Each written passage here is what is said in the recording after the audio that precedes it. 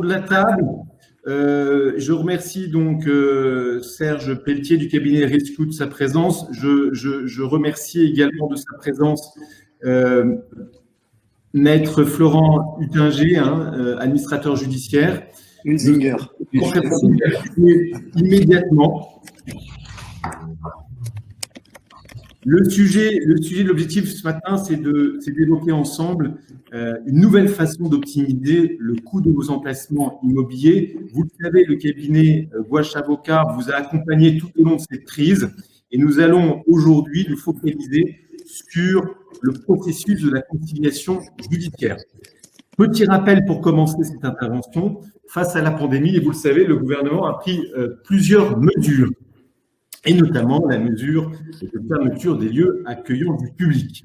Ce sont les fameux arrêtés des 14 et 15 mars 2020 qui ont porté diverses mesures.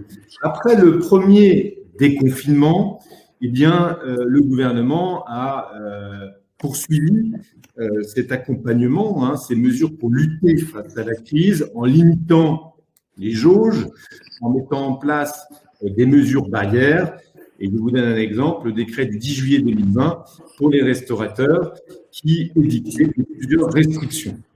À partir du second confinement, de nouvelles fermetures ont été ordonnées pour les activités non essentielles. L'état d'urgence sanitaire a été déclaré par le décret du 14 novembre 2020 à compter du 17 octobre 2020 et le décret du 29 octobre a prescrit un certain nombre de mesures pour faire face à l'épidémie du Covid. Après le second confinement, les activités de restauration, les salles de spectacle, les salles de sport, eh bien, font toujours l'objet de mesures de fermeture. Et puis, vous le savez, des décrets sont venus fermer, encadrer l'exercice des activités dans certains centres commerciaux de plus de 20 000 mètres carrés.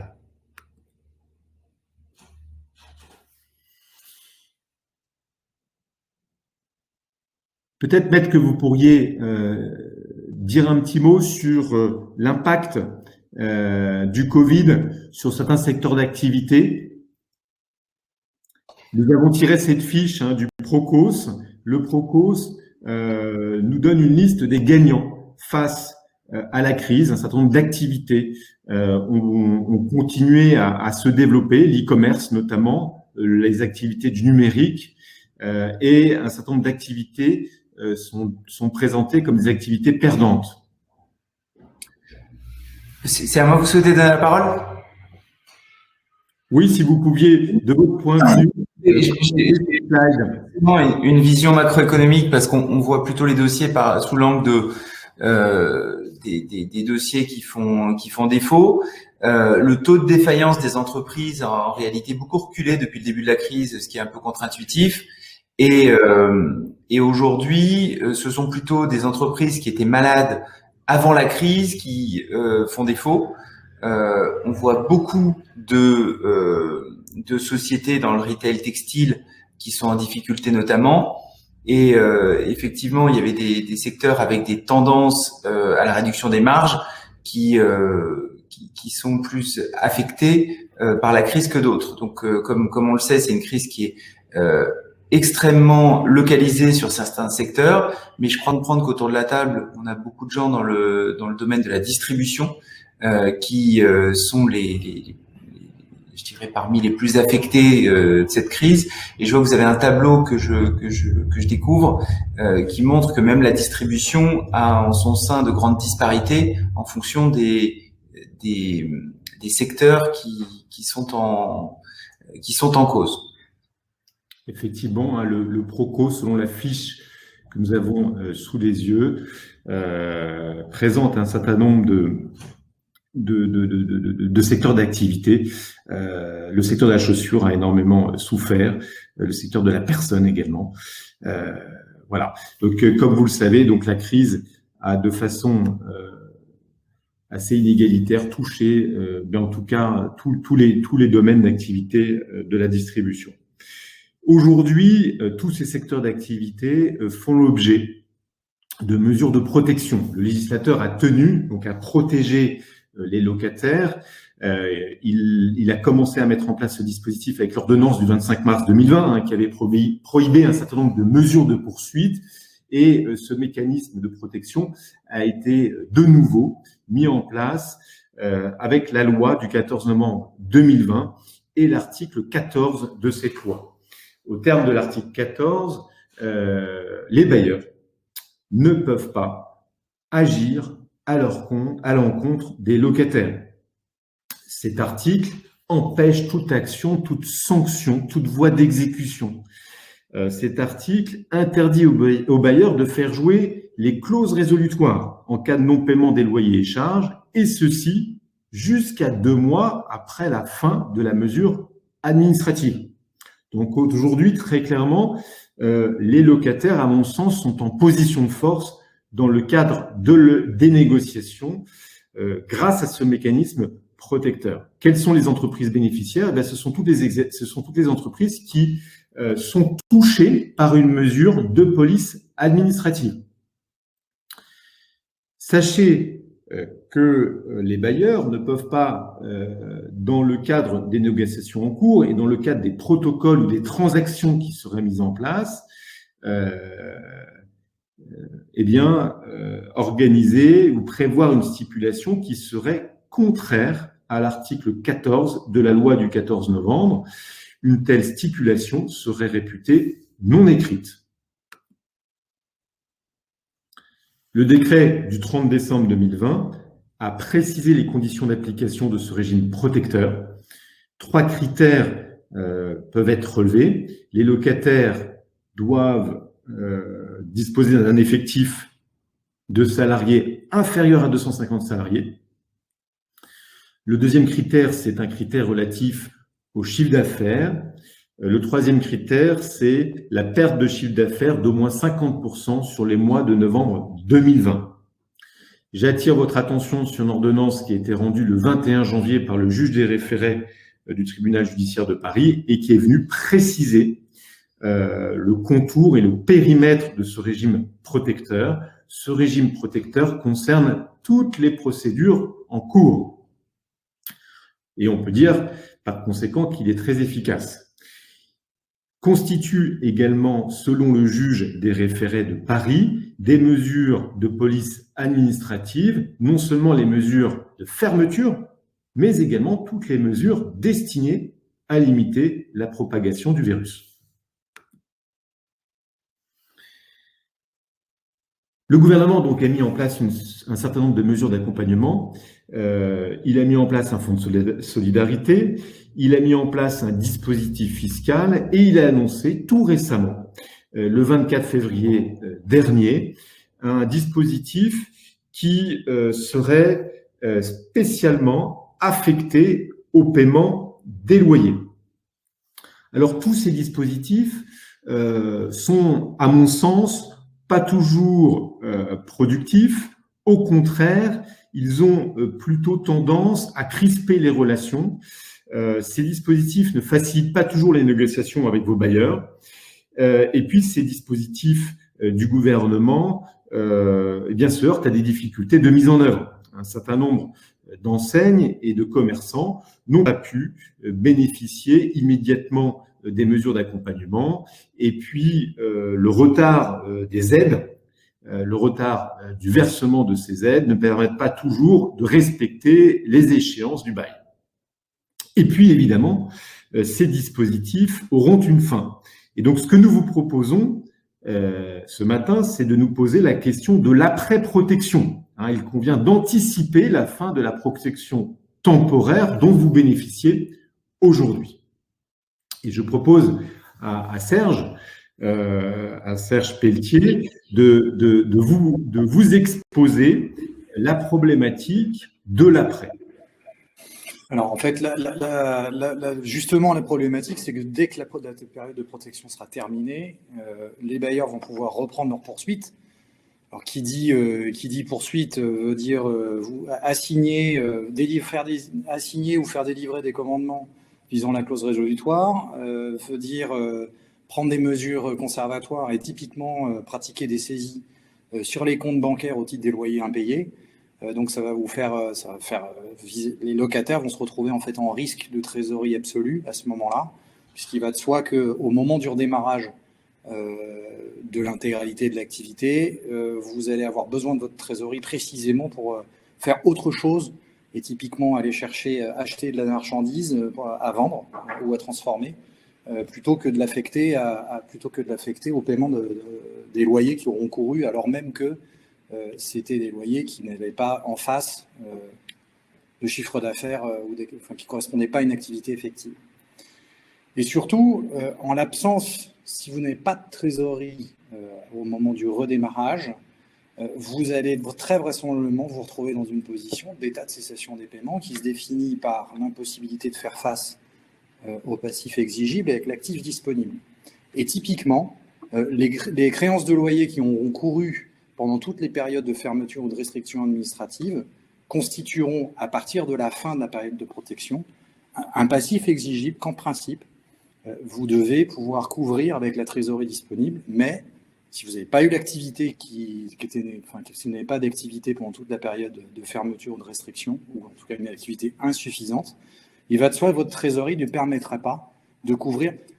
J'insiste sur la notion, il s'agit bien d'avoir une trésorerie qui permettrait de payer si vous souhaitiez, si vous pouviez payer les loyers qui auront couru pendant cette période. Ça ne veut pas dire que vous êtes obligé de payer, je dis bien, si vous n'avez pas la trésorerie correspondante, c'est que vous êtes en état de cessation des paiements.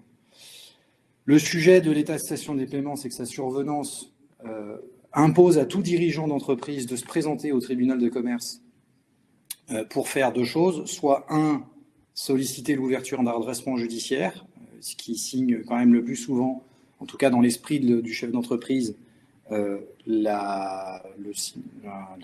l'existence d'un échec, qui lui est certes imposé par le contexte global, mais un échec quand même, ou éventuellement l'ouverture d'une conciliation, et on reviendra sur ce que c'est que cette procédure de conciliation.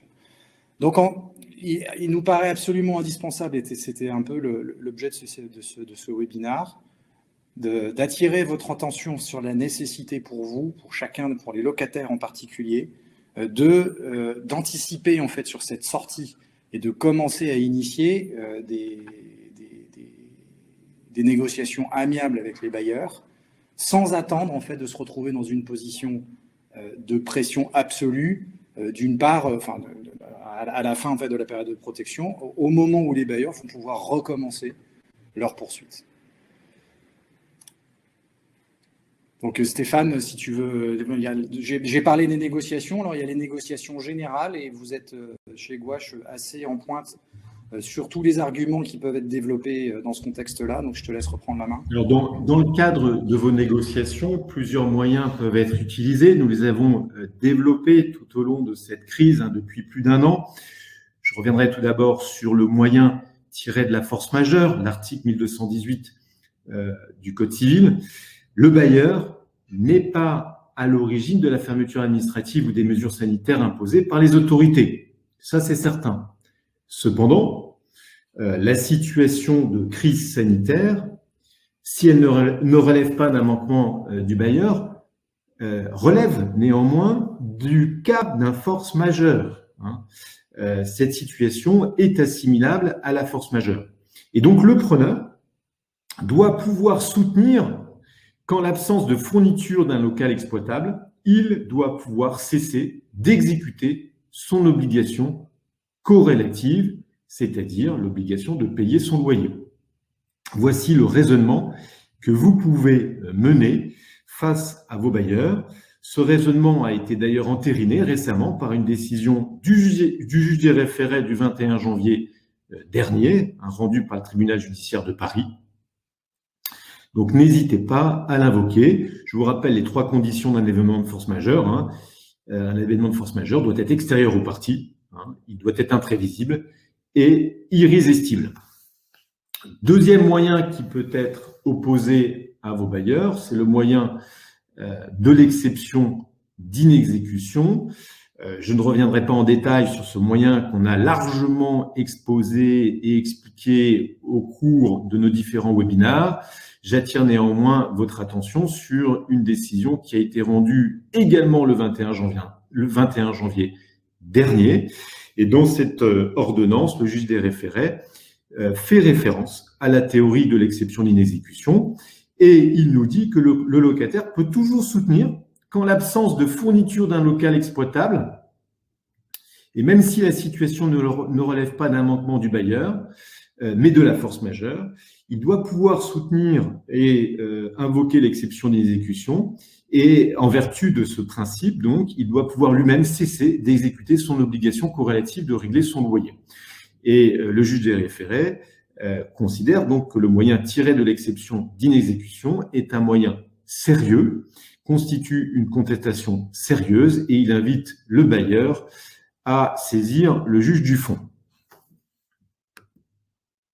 Troisième moyen tiré du droit positif que vous pouvez invoquer dans le cadre de vos négociations, c'est le moyen tiré de la perte de la chose louée.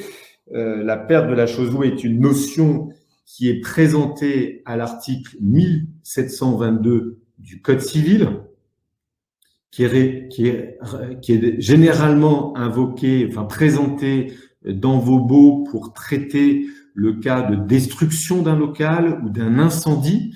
Donc, vos courtiers, vos compagnies d'assurance connaissent bien cet article 1722. Eh bien, vous pouvez l'utiliser face au Covid par analogie. Il est possible de considérer bien que la décision des pouvoirs publics qui ne vous permet pas d'utiliser votre emplacement est assimilable à la perte de l'établissement.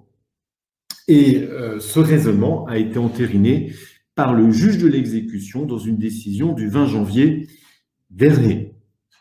Cette décision a été commentée par notre site internet. Sur notre site internet, n'hésitez pas à jeter un coup d'œil sur ce commentaire si vous souhaitez donc invoquer cette notion de perte de la chose louée. Dernière notion, l'imprévision. C'est l'article 1195 du Code civil qui permet de renégocier un contrat lorsque 3 conditions sont réunies. Un changement de circonstance qui doit être imprévisible, une exécution dont la charge serait devenue excessivement onéreuse et enfin, l'absence de clause faisant peser le risque sur l'autre partie. Alors l'article 1195, vous le savez, ne s'applique qu'aux contrats conclus après la réforme du droit des contrats qui est rentré en vigueur le 1er octobre 2016. Cependant, il n'est pas exclu, selon certains auteurs et professeurs autorisés, que le juge accepte de mettre en œuvre cet article 1195 dans le cadre de la crise du coronavirus. Un petit mot sur le comportement à adopter dans le cadre de vos négociations. Eh bien, il est essentiel de négocier dans un esprit de médiation. La loyauté doit gouverner les relations et le juge est venu rappeler l'importance de cette négociation dans un esprit de bonne foi. Je vous cite un exemple. Toujours une ordonnance rendue le 21 janvier. Vous observerez que le 21 janvier et le 20 janvier dernier, le juge des référés de Paris a très clairement pris position et donné un certain nombre de signes aux parties pour leur permettre de négocier. Et dans cette ordonnance du 21 janvier, le juge invite les parties à adapter les modalités d'exécution de leurs obligations respectives. J'attire particulièrement votre attention sur cette expression, l'adaptation des modalités d'exécution. Cette expression est reprise par le juge dans toutes ses décisions récemment rendues. Il importe donc de mener vos négociations de bonne foi. Et cette négociation de bonne foi doit donc vous amener à solliciter des adaptations des modalités d'exécution et doit vous amener à payer en partie votre loyer. C'est le principe de la juste proportion. Dernier élément concernant les négociations amiables. Donc je vous ai rappelé les principes tirés du droit positif, les moyens tirés du droit positif. Dans le cadre de vos négos, eh bien vous pourriez Dans un deuxième temps, une fois que vous avez obtenu une annulation ou une franchise de votre loyer, eh bien, vous pourriez réfléchir à l'opportunité de mettre en place une action en matière de révision de votre loyer, révision selon le chiffre d'affaires ou révision selon la valeur locative. Vous le savez, l'article L145-33 du Code de commerce précise que votre loyer doit être fixé à la valeur locative et la tendance des valeurs locatives est à la baisse. Elle est à la baisse depuis le mouvement des Gilets jaunes, elle est à la baisse depuis les grèves qui ont affecté les activités commerciales en 2019 et elle est à la baisse depuis le Covid.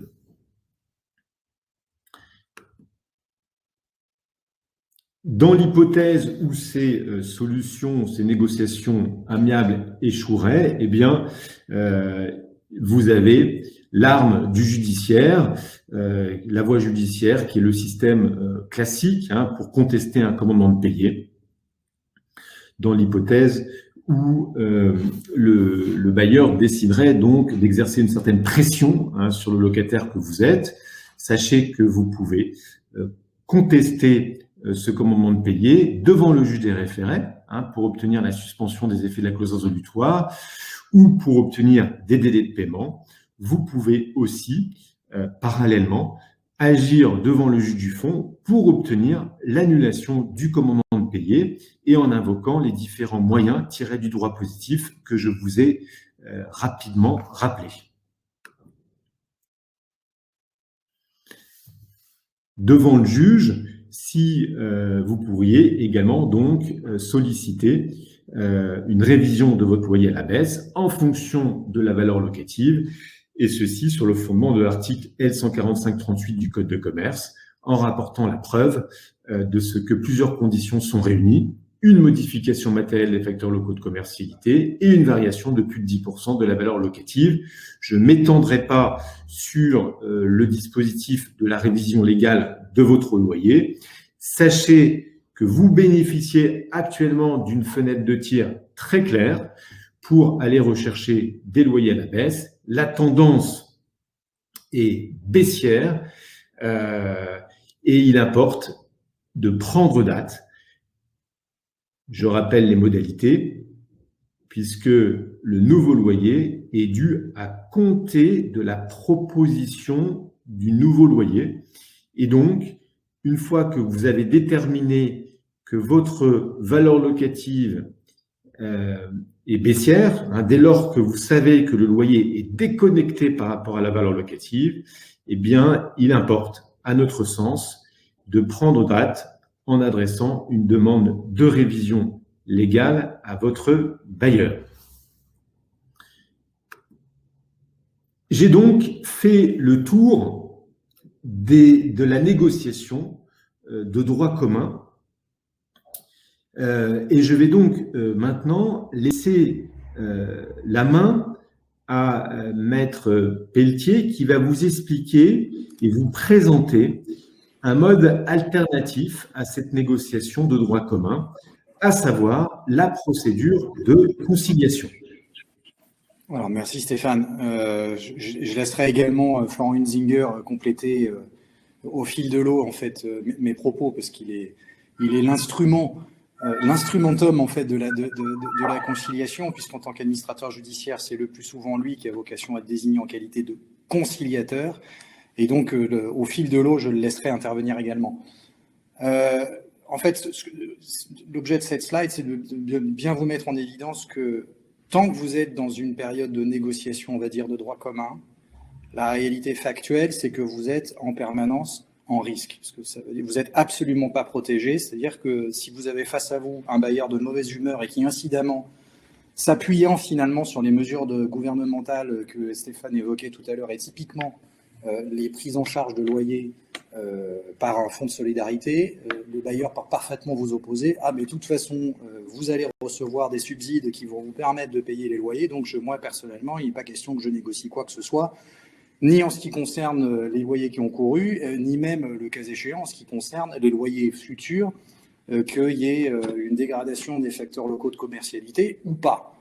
Et donc, vous vous retrouvez, le cas échéant, face à des bailleurs qui n'écoutent rien. Et dès lors que vous avez...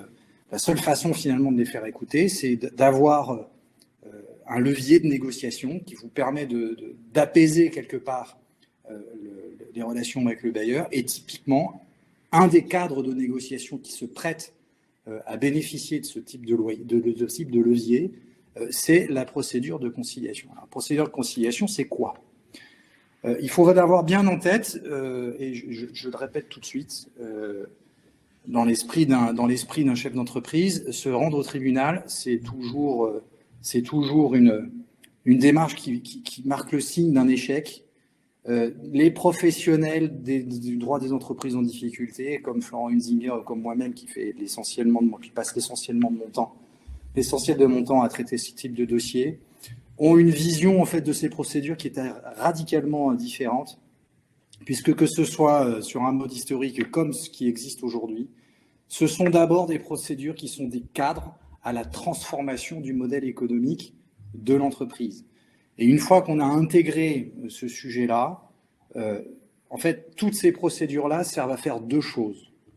La première, c'est de traiter en fait le passif qui a été cumulé et qui, à un stade de la vie de l'entreprise, ne peut plus être payé par l'entreprise. Et donc, il faut essayer d'aboutir à des accords avec les créanciers qui sont concernés par les impayés.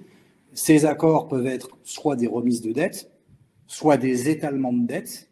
Mais en tout cas, il est bien comprendre que c'est un cadre de négociation pour le passé. Mais c'est également, comme je le disais, un outil de transformation de modèle économique. Et donc, ça veut dire que si vous avez besoin d'adapter pour le futur votre modèle économique, et donc finalement, s'il faut renégocier un certain nombre de contrats, et typiquement les contrats de bail, c'est un instrument qui permet, la conciliation notamment, mais les outils en fait du droit des entreprises en difficulté en général servent à ça, servent à négocier aussi pour le futur, pour baisser les loyers, le cas échéant restituer à l'amiable des locaux sur des fonds qui s'avèrent insuffisamment contributeurs aux résultats de l'entreprise quand vous avez plusieurs fonds de commerce.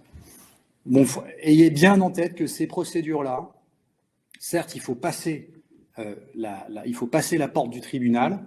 C'est toujours une démarche qui n'est pas anodine pour un chef d'entreprise, mais quand elle est prise suffisamment en amont des difficultés, c'est pour ça qu'on parlait d'anticipation tout à l'heure, ce sont des procédures qui sont extrêmement efficaces. Et les statistiques le montrent, en particulier en ce qui concerne la conciliation. Il y a une autre procédure qui s'appelle le mandat ad hoc, qui est aussi une procédure d'anticipation. Quand je parlais de statistiques, quand je prends mandat ad hoc et conciliation, il y a 80% des dossiers qui sont pris suffisamment en amont comme ça, en passant par un mandat ad hoc et une conciliation, qui aboutissent à des protocoles d'accord. Donc avec des accords avec les créanciers. Donc il faut bien avoir cette statistique en tête quand on a le moindre doute sur le bien fondé de faire une démarche. Donc, je répète, l'objet en fait de la procédure de conciliation vous permet de négocier d'une part le passé, donc ça vous permet de lutter quelque part contre les mesures conservatoires que j'évoquais tout à l'heure, le commandement qui vise la clause résolutoire d'une part, et ça permet aussi pour le futur de négocier les loyers futurs, et donc parallèlement en fait à la démarche qui aura été faite relativement à une révision pour modification des facteurs de commercialité, vous pouvez utiliser aussi la conciliation pour aller chercher des baisses de loyer ou encore même, comme je le disais tout à l'heure, une fermeture d'un point de vente qui s'avère insuffisamment contributeur au résultat. Alors, ce que je viens de vous exposer à l'instant, c'était le pourquoi de la procédure de conciliation. Cette slide, en fait, vous présente le comment et qu'est-ce qui se passe, en fait, qu'est-ce que vous pouvez obtenir. Alors, la procédure de conciliation est en termes de mise en œuvre extrêmement simple. Elle suppose une simple requête au président du tribunal de commerce du siège social de l'entreprise. Je le dis tout de suite, il est indispensable de comprendre que c'est une procédure qui est intégralement confidentielle. Ce que je veux dire par là, c'est que les seules personnes qui ont connaissance en fait de la procédure, c'est bien sûr le chef d'entreprise, c'est le président du tribunal de commerce, ce sont les différentes personnes que vous allez mettre autour de la table, et en particulier les bailleurs, avec lesquels vous avez besoin en fait d'avoir un accord pour sortir de l'ornière financière qui est la vôtre. Et il faut savoir que cette confidentialité, elle s'impose à tous et qu'elle est sanctionnée pour l'hypothèse où quelqu'un trouverait très intelligent d'aller en parler à peu près partout, ce qui, en soi, aurait pour effet vraisemblablement d'accélérer les problématiques de difficulté, notamment vis-à-vis d'autres créanciers, et typiquement des fournisseurs qui, apprenant l'existence de la procédure, pourraient considérer qu'ils sont un peu plus en risque et donc ne souhaitent pas continuer à livrer alors qu'il y a un risque éventuel qui ne soit pas payé. Donc l'objet de la procédure, c'est, comme je l'ai exposé tout à l'heure, la négociation pour ce qui concerne le passé, mais également la négociation pour ce qui concerne le futur. Vous pouvez parfaitement, dans ce contexte-là, demander des aménagements de tout ce qui est fiscal et social, donc tout ce qui est des créances du trésor public et des caisses sociales. J'insiste tout de suite sur le sujet, avoir recours au service d'un conciliateur pour aller négocier avec ces créanciers-là, et de mon point de vue d'avocat qui fait beaucoup ça, absolument essentiel, précisément parce que le conciliateur étant un professionnel indépendant de l'entreprise, il a une présentation en fait du dossier qui sera d'autant plus recevable par les interlocuteurs qu'il n'est a priori pas parti pris, en tout cas c'est pas sa vocation. Son objectif, lui, c'est de trouver des solutions, et donc il n'est pas parti pris, et il a une vision indépendante en fait des prévisions d'exploitation et de trésorerie de l'entreprise, et donc il va faire, ce sera toujours bon d'avoir recours à ces services. Et l'expérience montre que la présence d'un conciliateur est un catalyseur avec ce type de créancier. Juste, est-ce que je peux faire une petite parenthèse avec peut-être un retour en arrière, parce que je ne sais pas quel est le degré de connaissance des uns et des autres autour de la table de ce qu'est un conciliateur et en réalité ce qu'est un administrateur judiciaire. Donc, tout d'abord, l'administrateur judiciaire en France, il est assez méconnu, assez souvent confondu avec un mandataire judiciaire. Ça fait depuis 85 que ce sont deux professionnels différents avec des vocations différentes. Et donc, le mandataire judiciaire peut être désigné liquidateur. Ce n'est pas le cas d'un administrateur judiciaire qui a un rôle uniquement auprès d'entreprises encore en activité et dans une unique vocation qui est de préserver leur activité. Donc, le rôle d'un administrateur judiciaire traditionnel, c'est d'accompagner la direction de l'entreprise en encadrant la gestion dans le cadre de procédures contraignantes qui sont notamment les procédures de redressement judiciaire et dans une moindre mesure de sauvegarde. Mais le rôle des administrateurs judiciaires, et c'est aujourd'hui l'essentiel de mon activité, c'est aussi d'être désigné dans le cadre de procédures confidentielles à la demande du chef d'entreprise. Et la confidentialité est évidemment essentielle puisque en France, l'essentiel du financement court terme est assuré par les fournisseurs. Donc cette confidentialité est absolument nécessaire pour maintenir le financement du cycle d'exploitation.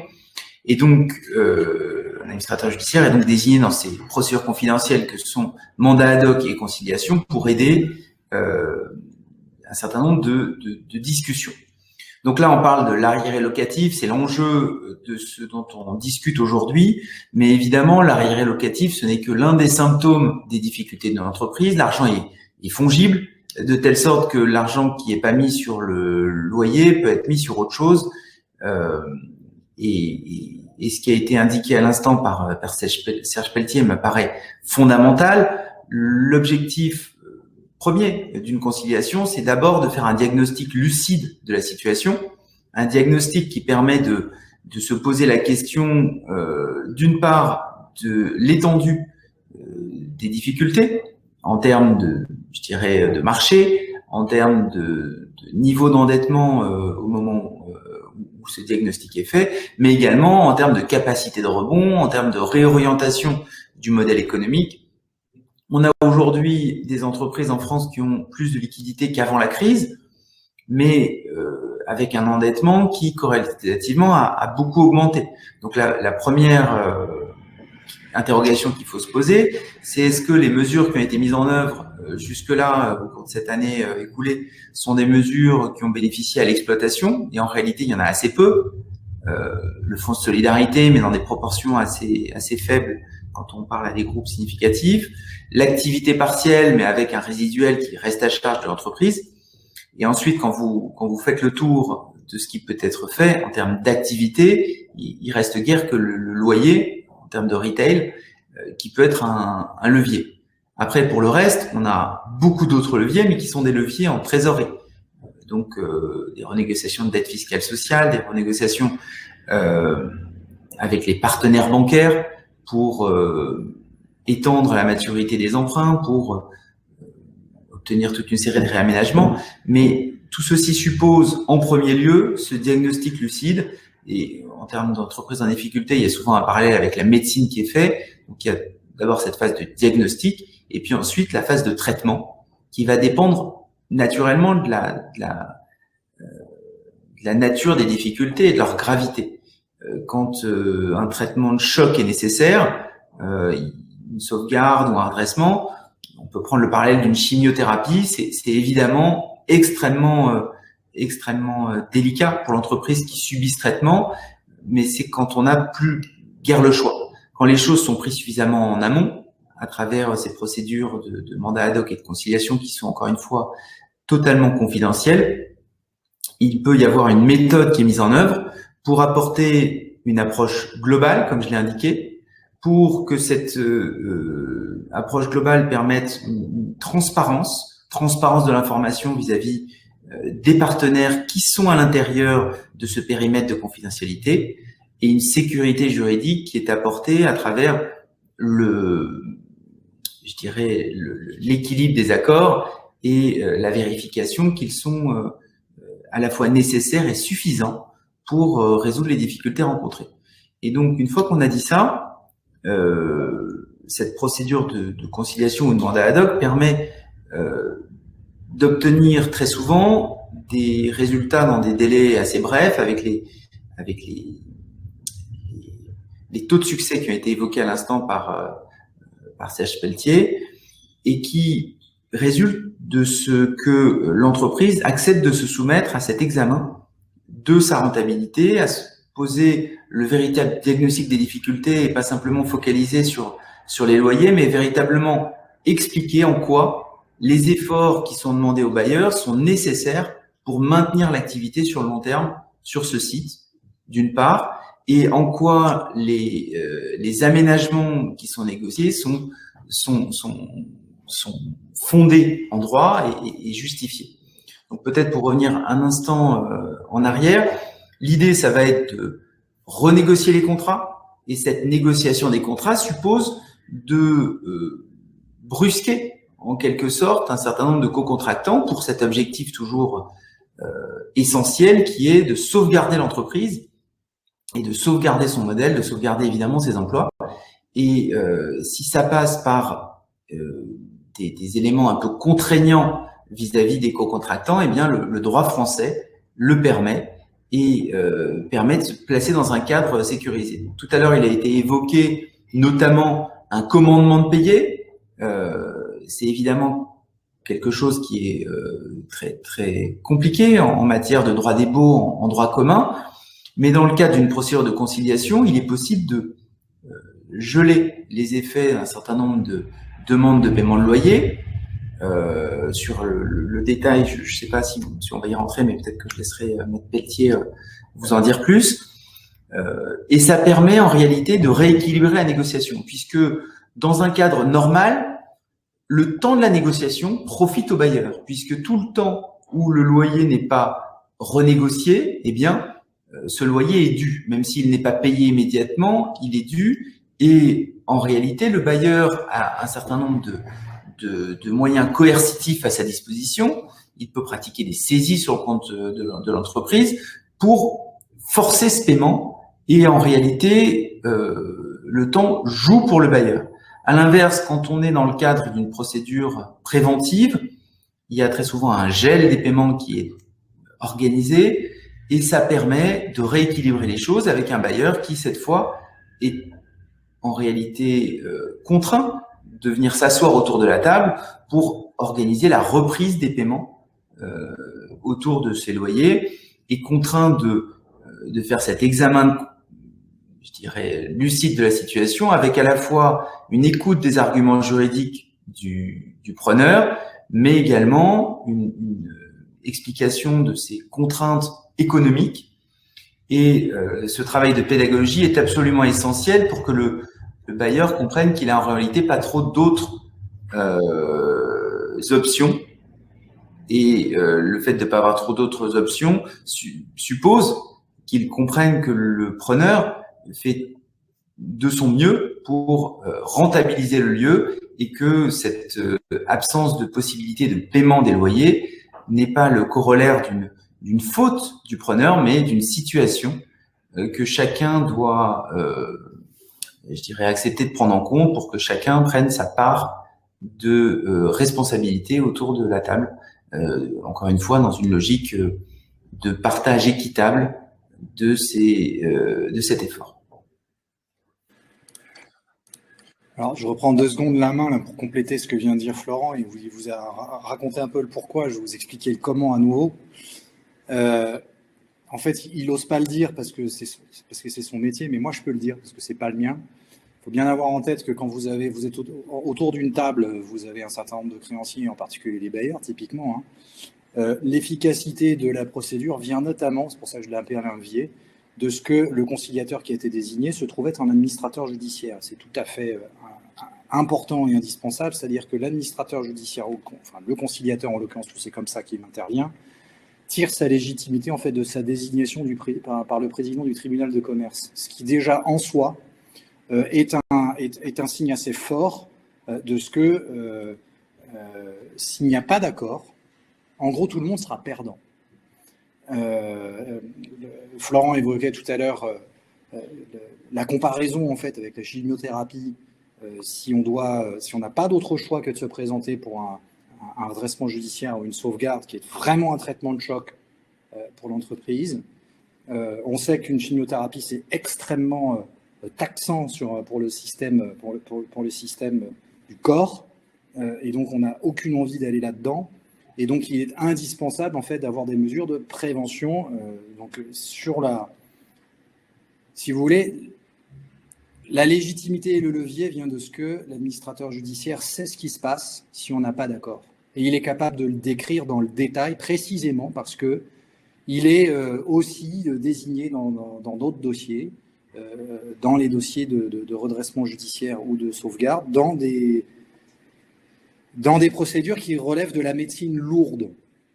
Et donc, quand on est sur la médecine de prévention en conciliation, on a face à soi quelqu'un qui sait ce qui va se passer si on n'a pas d'accord, et c'est déjà en soi un levier.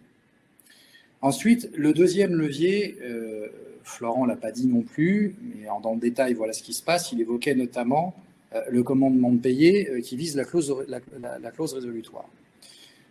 À l'ouverture en fait d'une conciliation, une des premières démarches que va faire le conciliateur, ça va être de se retourner d'écrire en fait aux différentes personnes dont on a déterminé qu'il fallait les mettre autour de la table pour leur demander de suspendre en fait les poursuites qu'ils ont initiées le cas échéant avant l'ouverture de la conciliation, ou s'il y a eu des mises en demeure, de dire messieurs les créanciers, je vous remercie de vous abstenir d'initier des poursuites et typiquement, je demande de suspendre en fait l'exigibilité des créances qui font l'objet de vos différents écrits. Face à un créancier qui opposerait en fait, ne répondrait pas, opposerait même un refus le cas échéant à cette suspension d'exigibilité, la conciliation permet en fait d'utiliser un levier de négociation qui permet d'obtenir jusque 24 mois de délai sur les créances pour lesquelles des poursuites sont engagées, en se présentant, alors ça se fait via une assignation, qui est une assignation en la forme des référés, mais qui est initiée non pas devant le juge des baux, mais qui va être initié devant le président du tribunal qui aura ouvert la procédure de conciliation. Et c'est extrêmement important de le souligner, parce que dès lors qu'il vous a ouvert la procédure de conciliation, le président du tribunal a nécessairement un regard bienveillant sur le devenir de l'entreprise, et donc nécessairement aussi, il aura une réaction bienveillante à la demande de délai, d'autant que le conciliateur est entendu dans ses observations dans le cadre de la procédure. Et comme le conciliateur n'a pas d'autre objectif dans la vie, en tout cas dans sa vie de conciliateur pour le dossier en question, d'obtenir des accords, les chances qu'il abonde dans le sens d'une demande de délai sont assez élevées. Donc une fois qu'on a dit ça, on se rend bien compte qu'on est dans un territoire extrêmement favorable sur le plan du succès escompté des délais qui sont demandés, enfin de la demande de délai, ce qui n'est pas le cas en fait devant le juge de droit commun des baux, qui a nécessairement de son côté plutôt une vision beaucoup plus équilibrée finalement, même s'il y a un contexte économique particulier, même s'il y a une jurisprudence qui semble relativement favorable à l'heure où on se parle aux preneurs, mais il a une vision qui recherche en fait un équilibre, alors que là, on a un interlocuteur, le président du tribunal qui a ouvert la conciliation, qui lui sera plutôt favorable à la demande de délai. C'est très important. Ensuite, l'autre délai qui n'a pas encore été évoqué, l'autre levier qui n'a pas encore été évoqué à ce stade, c'est la durée de la procédure de conciliation qui est fixée par la loi. Donc elle est de 4 mois qui peuvent être prorogés d'1 mois, et on peut avoir une autre prorogation, le temps en fait d'obtenir, si un accord de conciliation a été signé à l'intérieur du délai de 5 mois, d'obtenir en fait une homologation de cet accord, donc jusqu'au jugement en fait qui va homologuer l'accord, la conciliation se poursuivra ainsi que l'intégralité de ses effets. Alors pourquoi c'est un levier de négociation? C'est-à-dire que je reviens en fait ce qu'on disait tout à l'heure, s'il n'y a pas d'accord à l'intérieur de ce délai, tout le monde est en risque, le créancier comme l'entreprise. Donc tout le monde a intérêt à trouver un accord à l'intérieur de cette durée. Donc en soi, c'est un levier. Petit focus, même si ce n'est pas complètement le cas, ou toujours le cas, même si ça arrive, les cautions. Alors, en fait, est-ce que il arrive que le dirigeant de l'entreprise soit personnellement caution des loyers impayés à l'égard du bailleur? Il faut savoir que si un accord de conciliation a été signé, il fait en principe l'objet soit d'un constat par le président du tribunal pour le rendre exécutoire, ou d'une homologation par le tribunal de commerce pour le coup, pour le rendre également exécutoire, même s'il y a d'autres effets que je mets de côté pour le moment, parce que ça sort un peu du cadre de notre exposé. Les cautions peuvent se prévaloir des termes du protocole, ce qui a du sens, puisque alors c'est la loi qui le dit, je n'ai même pas besoin de le prévoir en fait dans le protocole, mais donc le bailleur qui aurait consenti à l'entreprise des délais ne peut pas se retourner vers les cautions pour essayer de se rattraper sur le moratoire qu'il a consenti par ailleurs. Alors bon, le champ de négociation, je l'ai déjà exposé, c'est le traitement des loyers passés, la renégociation des loyers futurs en fonction en fait de l'évolution des facteurs locaux de commercialité et bien sûr des possibilités de l'entreprise. Et puis le cas échéant, quand on a un fonds de commerce qui n'est pas suffisamment contributeur, les modalités d'une restitution anticipée. Là, ce qu'on vient de vous exposer, c'est la conciliation de droit commun.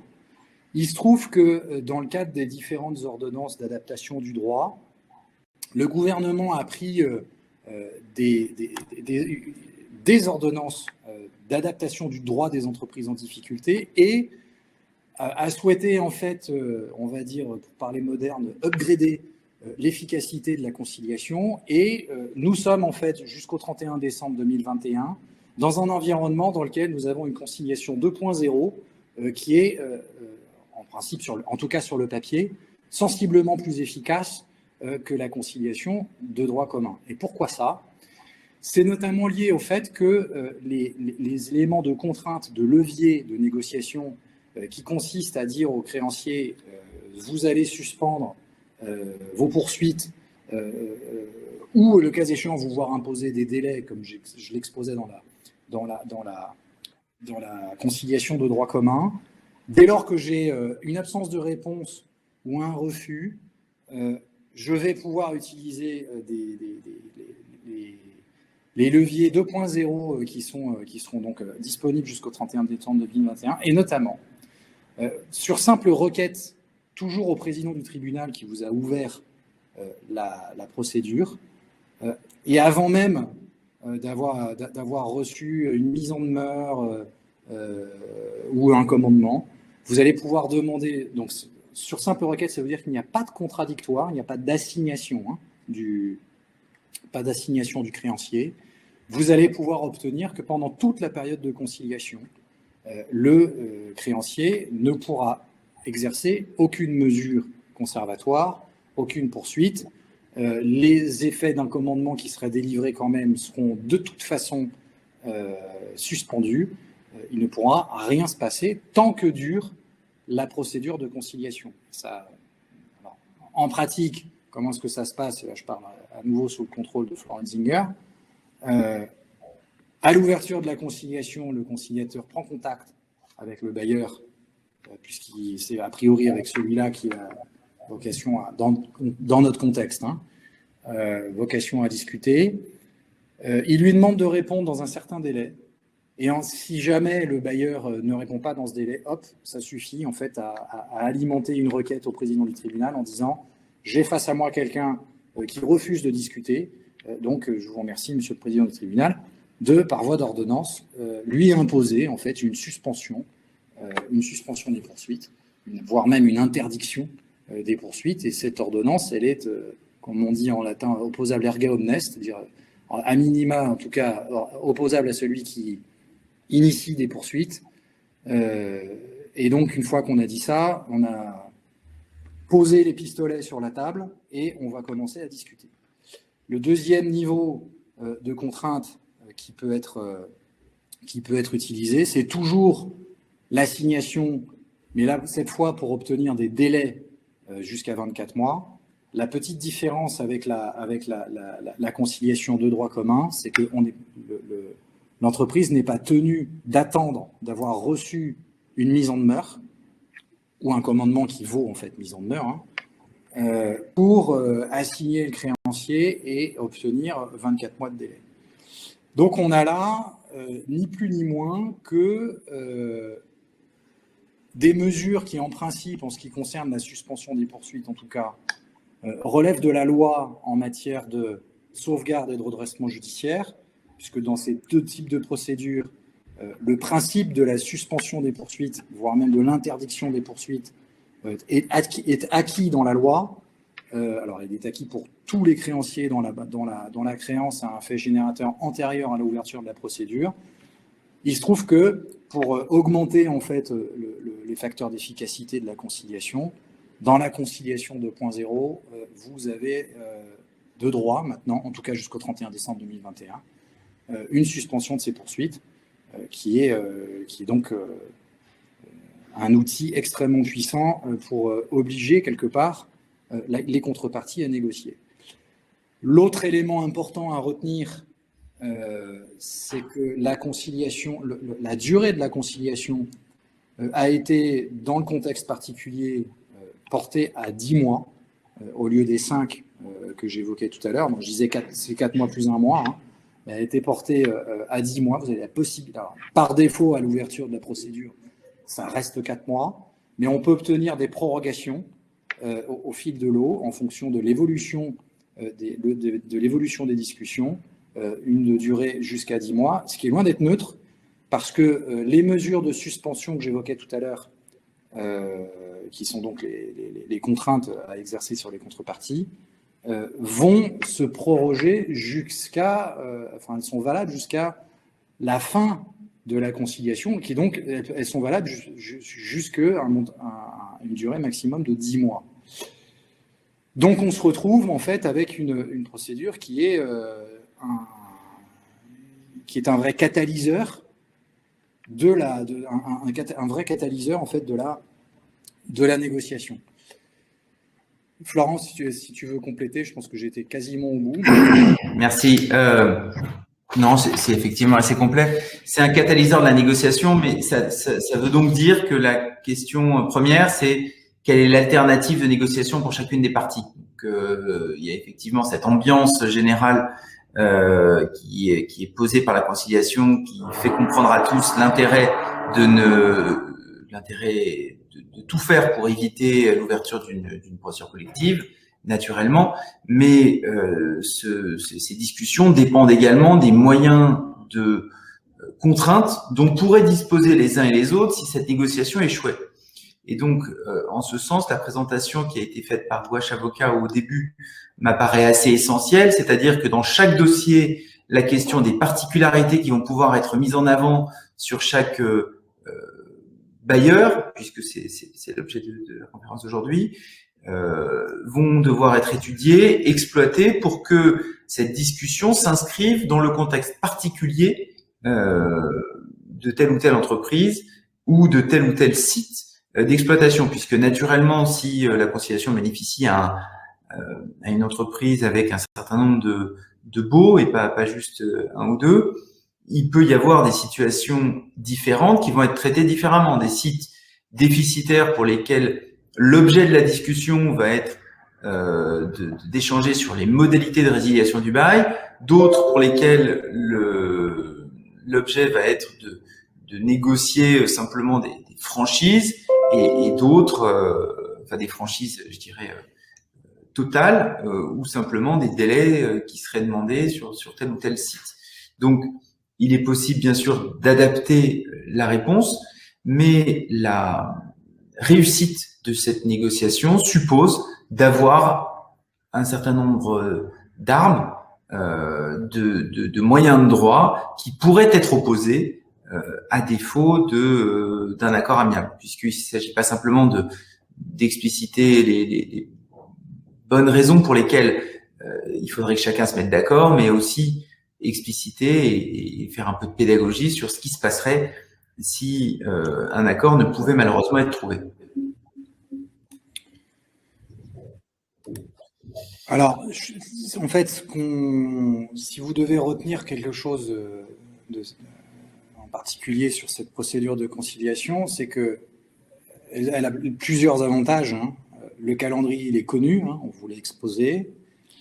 Le conciliateur, compte tenu de son statut, est un facilitateur, un peu parce qu'il brandit un peu quelque part, hein, sa simple présence brandit une forme de menace pour l'hypothèse où il n'y aurait pas d'accord qui serait trouvé. On a la possibilité de mettre en place extrêmement rapidement des contraintes et des levées de négociation qui n'existent pas dans la négociation de droit commun ou en droit commun en tout cas, dont la mise en œuvre en fait suppose de respecter le temps judiciaire. Et dans le contexte qui est le nôtre, on se doute bien que le temps judiciaire est le plus souvent en tout cas inadapté aux problématiques économiques en fait de l'entreprise.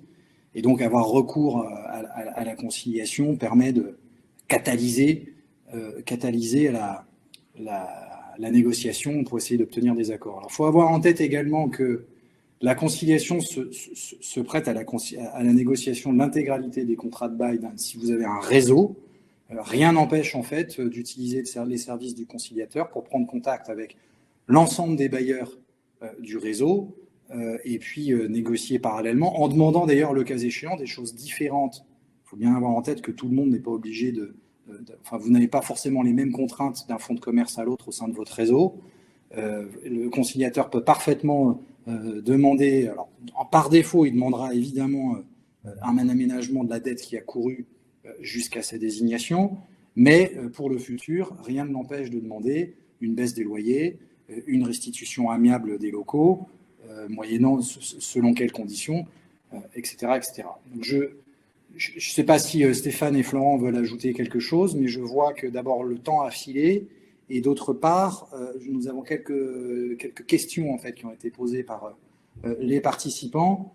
On a quelques minutes pour y répondre, si vous voulez. Je ne sais pas, Stéphane et Florent, vous voulez peut-être ajouter quelque chose avant qu'on réponde aux questions? Maintenant, parfait, allons-y, répondons aux différentes questions. Je me permets de les lire. Donc, Monsieur Pierre Ribeiro nous pose la question suivante. Qui finance cette procédure?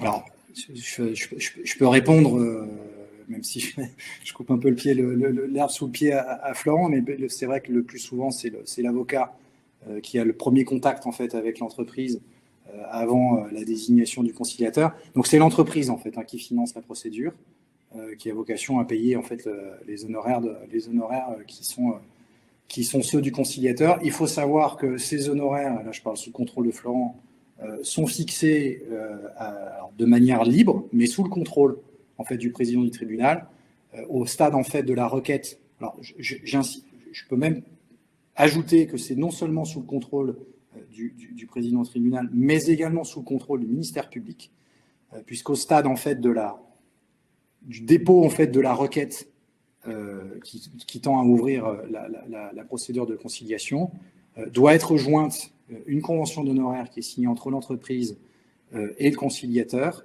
et que l'ensemble de ce dossier, une fois qu'il a été présenté au président du tribunal, part dans les services du ministère public. Alors, c'est bien sûr le ministère public, c'est le côté économique du ministère public, qui va vérifier si les conditions d'ouverture de la conciliation sont ouvertes et qui va vérifier également la convention d'honoraires entre l'entreprise et le conciliateur. Il y a un élément qui est extrêmement important, il va de soi que l'entreprise rencontre le conciliateur en amont en fait, du dépôt de la requête au président du tribunal, d'abord pour s'assurer que les conditions sont remplies et pour faire en sorte que tout le monde soit confortable avec le conciliateur qui a vocation à être désigné. Je ne sais pas si tu veux ajouter quelque chose, Florent, là-dessus, mais voilà. Non, mais simplement, les honoraires de la procédure de conciliation sont évidemment composés des honoraires du conciliateur, mais pas seulement. Ça dépend des dossiers. Donc, vous pouvez avoir dans les dossiers les plus importants, vous avez souvent plusieurs avocats, donc l'avocat spécialisé en restructuring, mais également les avocats spécialisés dans les matières concernées.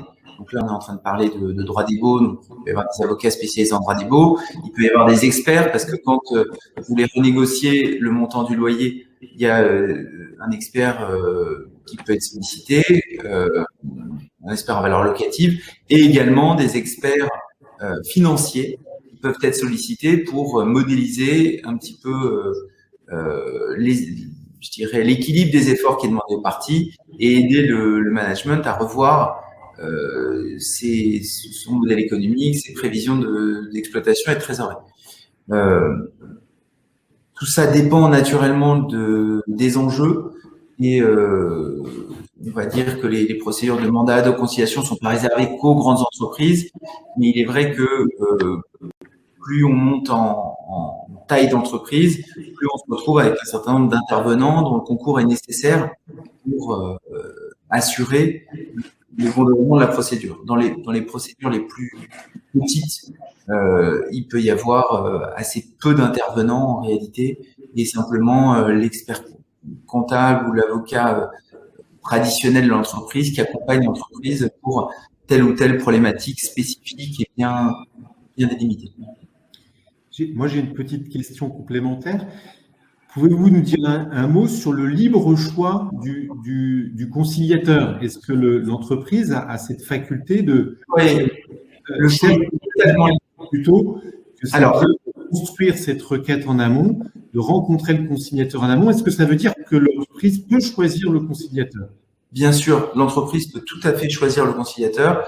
Ce choix est totalement libre. Il y a 130 administrateurs judiciaires en France environ. Il peut y avoir d'autres professionnels qui ne sont pas administrateurs, qui sont désignés conciliateurs. C'est beaucoup plus rare, mais ça arrive. Ça peut être notamment des mandataires judiciaires. Mais ce choix-là est totalement libre. Il y a d'ailleurs dans les dossiers les plus significatifs, généralement, appel d'offres qui est mené avec deux, voire trois dans les dossiers les plus importants, professionnels qui sont consultés et qui font part chacun de leur diagnostic, de leurs préconisations et de leurs modalités d'intervention aussi. Je vous remercie pour cette réponse. Alors, Monsieur Pierre Ribeiro pose la question suivante. Dans le cadre d'un franchiseur, les franchisés doivent-ils initier la conciliation de leur côté? Alors, une seule personne qui peut initier une conciliation, c'est le dirigeant de l'entreprise en difficulté. Personne d'autre. Ni son actionnaire, ni son partenaire, ni son banquier. Ceci posé, beaucoup d'intervenants, voyant une entreprise en difficulté, peuvent recommander au débiteur en difficulté de se faire assister d'un conciliateur. Et ça peut être une recommandation qui vient de sa banque, de son franchiseur ou tel autre partenaire qui aurait ou un fonds d'investissement à son capital. Enfin, ça peut être assez varié. Et je suppose que le conciliateur pourrait être le même pour le franchiseur et les franchisés. Et lorsqu'il connaît le mode de fonctionnement du réseau, ça peut être intéressant éventuellement que ce soit la même personne. Le même pour plusieurs franchisés, oui. Le même pour franchiseur et franchisé, ça me paraît compliqué. En fait, ça dépend de l'objet de la conciliation et typiquement, si l'idée pour un franchisé, c'est notamment de négocier les redevances qui sont dues aux franchiseurs, ça va être compliqué d'avoir un seul et même conciliateur pour le franchiseur et pour le franchisé. Il va de soi qu'il y a un conflit d'intérêts évident. Un risque de conflit. Et donc, franchiseur et franchisé, en principe en tout cas, après, il faut être très pragmatique et c'est précis, comme on dit en latin, in concreto, mais par défaut, c'est plutôt non. En tout cas, c'est certainement non dès lors qu'on commence à négocier en fait les termes du contrat de franchise. Ça fait aucun doute. Mais effectivement, si l'enjeu est avec d'autres partenaires et que c'est un enjeu commun, pourquoi pas. Mais effectivement, a priori, on n'est pas sur un conciliateur unique qui pourrait être désigné. Très bien. Écoutez, je pense qu'il n'y a plus sauf erreur, il n'y a plus d'autres questions sur le chat. Est-ce qu'on a prévu de communiquer les slides? Oui, bien sûr. Les slides seront communiqués. Donc, ça répond à la question de Madame Anselem. Voilà, écoutez, un grand merci. Je crois que nous sommes arrivés au bout de ce webinaire. Merci beaucoup à tous pour votre participation. Je remercie nos auditeurs et je remercie bien entendu nos partenaires, le cabinet Rescue, en la présence de Maître Serge Pelletier. Je remercie Synergie également, qui est un éditeur de logiciels qui permet de piloter et d'optimiser le coût de vos emplacements. Et nous remercions, avec Serge, nous vous remercions, monsieur l'administrateur, conciliateur, pour votre témoignage et votre éclairage. Merci à vous. De ce webinaire. Ça nous a permis de mieux comprendre toute l'efficacité de l'arme de la conciliation, une arme préventive qui vous permettra de faire face et de passer le cap de la crise sanitaire que nous vivons. Merci à tous, bonne journée. Merci, bonne journée. Merci à tous, bonne journée.